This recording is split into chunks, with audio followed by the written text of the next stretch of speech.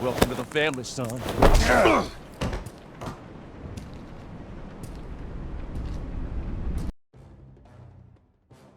How's it going, everyone? It's HandlelessTML back at it again with another video. With the recent release of Capcom's Resident Evil 8 Village, I figured it'd be a great time to hop back into the series, starting with the game that directly ties into the events of Resident Evil 8, Resident Evil 7 Biohazard. Having had the pleasure of playing both games back to back, in this video I will be giving my takes on both games and making several comparisons between the two. With that being said, let's start with my take on Resident Evil 7 Biohazard. To best convey my opinions on the topics covered, this video will be broken down into various sections. Timestamps will be in the description below if you'd like to skip around. Also, there will be minor spoilers, but I will try my best to avoid going into major plot points. Without further ado, I think it's best to start with the setting and main characters. Alright, so the first characters we're introduced to are Ethan Winters and his wife Mia. Mia has been missing for 3 years, and the game starts out with Ethan receiving a message from Mia that prompts him to go searching for her on a property situated in the swampy bayous of Dulvey, Louisiana.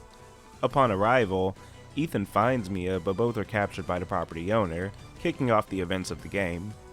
See, the property Ethan comes looking for Mia on is owned by the Baker family, who can be seen as the true stars of the game due to their distinctive personalities and game placing emphasis on their backstories, much like the Four Lords in Resident Evil 8. While finding Mia is the central focus of the game, I find myself much more interested in what happened to the Baker family, as there's evidence all throughout the property that they were once just a normal family until something, or rather someone, changed that. Ethan's backstory seems to take a backseat to pretty much everyone else's. This includes Mia, who becomes a much more pivotal character during the final act of the game. I also love how each section of the game centered around Ethan's confrontation with the different family members. Something about that made the encounters feel more personal and engaging. As for the overall plot, I think it fits in well with the universe and is pretty easy to follow. But in classic Resident Evil fashion, the more interesting plot points are dripped to the player in between sequences filled with action, puzzle solving, and some pretty nice jump scares if you ask me. Returning to the series but new to the main titles is the first person perspective. Reception to this change seems pretty mixed, but I love the sense of isolation the first person perspective gives me, and personally I don't find myself missing the third person perspective. I've only put in about 50 hours between the games, but I wouldn't mind playing through them a second time around. As with many other Resident Evil titles, there are some incentives to play through the game again, such as higher difficulty, early weapons, infinite ammo, the list goes on. Everything down from the setting, the music, to the gameplay mechanics all helps to immerse you within the story, and it makes the Baker property feel like such a real place that it leaves a lasting impression. Even after playing through Resident Evil 8 and exploring Lady D's dungeons, I can't think of a location between the two games that sticks out more to me than the Baker house. Any house with a similar layout will forever have me imagining Jack Baker is waiting for me around the corner. And on that note, I think it's time we moved on to the gameplay. After having played the more action-packed mixed bag known as Resident Evil 6, it was refreshing to see that 7 was returning to the game's roots and placing more emphasis on the survival horror aspects of the gameplay. I actually wish they doubled down on this in Resident Evil 8, but more on that later. For much of the first section of this game, you'll be sneaking through the Baker main house in search of various objects to help yourself escape, such as door reliefs, keys, and shadow-activated puzzles. I say sneaking because you're being sought after by fan-favorite character Jack Baker, and when I speak on how the house leaves an impression on me, it's because of moments like this. You came to the wrong house, boy!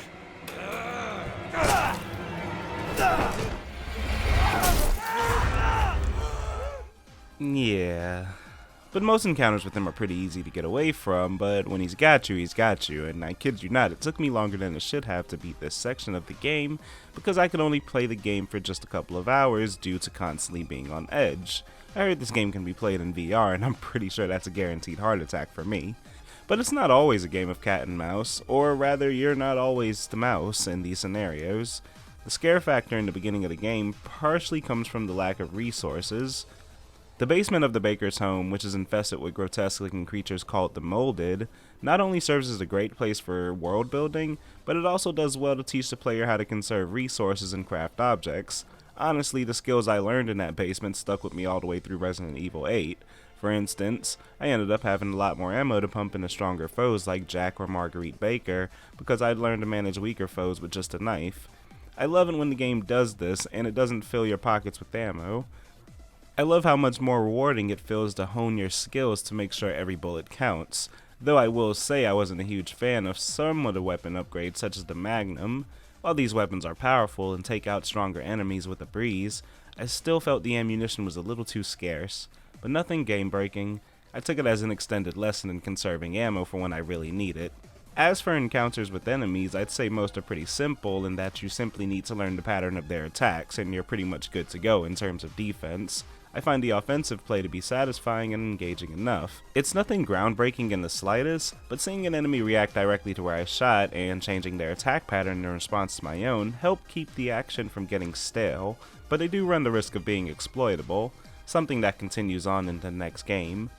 I don't know, maybe it can be considered clever use of the environment, but there's almost always a way to get a cheesy defeat. But just because you can doesn't mean you have to, so it's not really an issue to me. I think overall the game does an absolute service to those who were fans of the earlier Resident Evil titles that certainly placed a much heavier emphasis on survival horror as opposed to the action. But after playing Resident Evil 6, it's honestly a refreshing return to form for the series, and a great game to pick up if you're looking for that classic, somewhat slow pace, twist around almost every corner experience. Yes, it's in first person, but again, it's hardly noticeable and not a deal breaker. If anything, it adds to the immersion, which is typically what developers are aiming for.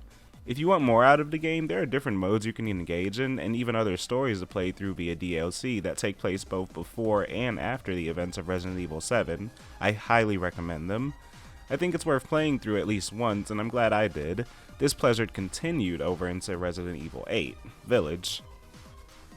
Now, Resident Evil 8 follows in its predecessor's footsteps by still being in the first-person perspective, but I think it's also worth mentioning that a new game mode will be released that will allow third-person gameplay with a variety of Resident Evil characters from over the years, so seriously looking forward to you, Reverse. But I digress. Resident Evil 8 maintains core elements of the gameplay while giving you a few new quality of life improvements, such as increased storage, no more storage trunks, a shop where you can buy, sell, and upgrade your weapons, automatic usage of the knife to break boxes, faster opening doors, the list goes on. There's a brand new assortment of enemies which seem to all be based on mythological creatures such as werewolves, vampires, merman, and even a dragon. And just like 7, something I didn't mention earlier, but the voice acting in the game is spot on. All the lines felt natural and never once occurred to me between the two games that I was listening to voice actors. Except maybe here. Fuck you, you crazy bitch! Yeah, let's talk about the settings and characters. Now, off the bat, I can go ahead and say that I'm actually not a huge fan of the setting of Resident Evil 8 in comparison to 7. Maybe I'm just a sucker for the creepy aesthetics, or maybe I'm just a little bit over anything that even remotely looks like Skyrim, but the overall tone of Resident Evil 8 to me is much less survival horror and much more survival action. Where Resident Evil 7 had the Baker family property which felt like a natural fit in the series, Resident Evil 8's setting feels a bit out there. Horrendous as Resident Evil games should be, yes, but still different. Though, I do feel the need to point out that this game was originally planned to take place in the past and present, hence the entire look of the game. I still think it looks great for what it is, but I wish it's been a little bit more consistent with what we saw in 7. But that's just my preference. On to the characters. So, once again you're playing as Ethan, and through some pretty crazy circumstances, you find yourself wandering alone in a snowy Eastern European village being overlooked by mountains and a huge castle. Once again, Ethan is in search of somebody. Despite the game being called Village, you actually don't spend too much time in the village when compared to the other locations. It's mostly here for a few story beats, a central hub, but it has plenty of hidden items, many of which can be found before defeating the first boss. The village is largely ruined, and very few people there are alive because of creatures called the Lycan, basically werewolves who have overrun the village and are killing everybody. It's a pretty sad story actually, especially when you learn of the Lycan's origins. Ethan, in his search, is discovered by a group known as the Four Lords, all of whom head the 4 houses of noble families in the region, and are led by a mysterious woman named Mother Miranda. Crazy bitch! Miranda being a character with her own rich past and motivations. The Four Lords themselves, much like the Bakers, have their own abilities and memorable traits.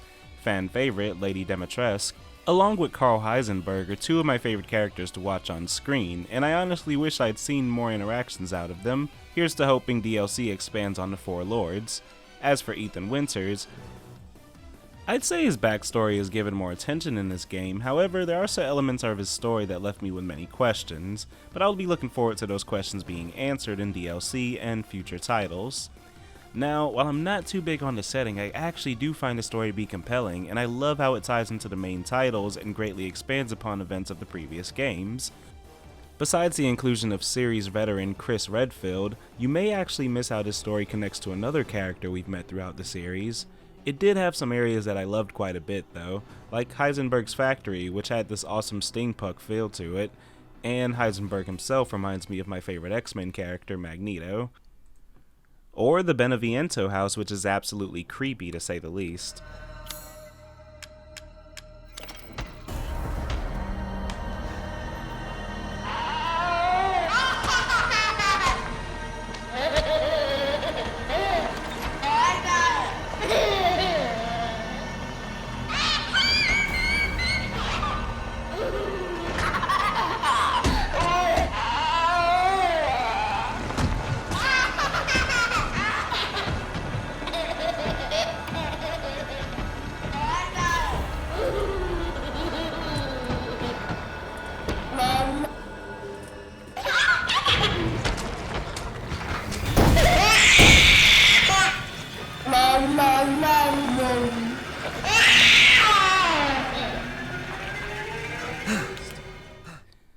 Yes, this game is without a doubt more grotesque than Resident Evil 7 despite the overall brighter tone, and I'm speaking solely of the aesthetics. The overall story is quite dark, and the more you learn about the Four Lords, the more you realize they're all pretty tragic characters themselves, whose lives have been altered in some way by someone claiming to be the right hand of God. Even the main villain, Mother Miranda, is kind of a tragedy herself. I honestly can't think of a single character whose life isn't a tragedy of some sort in this game. Speaking of gameplay, as I mentioned before, it's more or less the same as Resident Evil 7. You start the game in a village with little ammo, only this time around it feels like you're given sufficient enough ammo pretty early on. The weapon upgrades were slightly disappointing, as I would often find a gun later in the game that dwarfed my fully modded weaponry. I would eventually just sell all the guns that I started with. That experience is something I feel will make me take a different route with my weaponry next time I play the game, probably saving up all my money for the better weapons instead of putting everything into the starter ones. I also wish there were more uses out of weapons like the knife and the sniper rifle. I pretty much only held on to my sniper rifle thinking I would eventually need it, but the game doesn't offer many situations where another gun wouldn't also get the job done. Stealth doesn't play a huge role in the game, except maybe more so in the beginning when you're inside Lady D's castle, and again when avoiding certain enemies, but rarely in a manner that a sniper rifle would be best utilized in. Besides that, I would also say the game felt a little bit shorter than Resident Evil 7. Maybe I can chalk that up to me being a noob in Resident Evil 7's early stages. Despite all of this, I think the game is great and worth a playthrough. I actually look forward to playing through these games again, and would highly recommend it for those who are like myself and are looking for something a little different from what you're used to. For me, that would be open world titles and RPGs. But hey, that's just my take. What's yours? Be sure to leave a comment below and continue the discussion, or let me know what type of media you'd like me to cover in the next video. If you enjoyed the video, please leave a thumbs up, and a subscription would certainly help the channel out. With that being said, thank you all for watching, and as always, see you next time. Fuck you, you crazy bitch!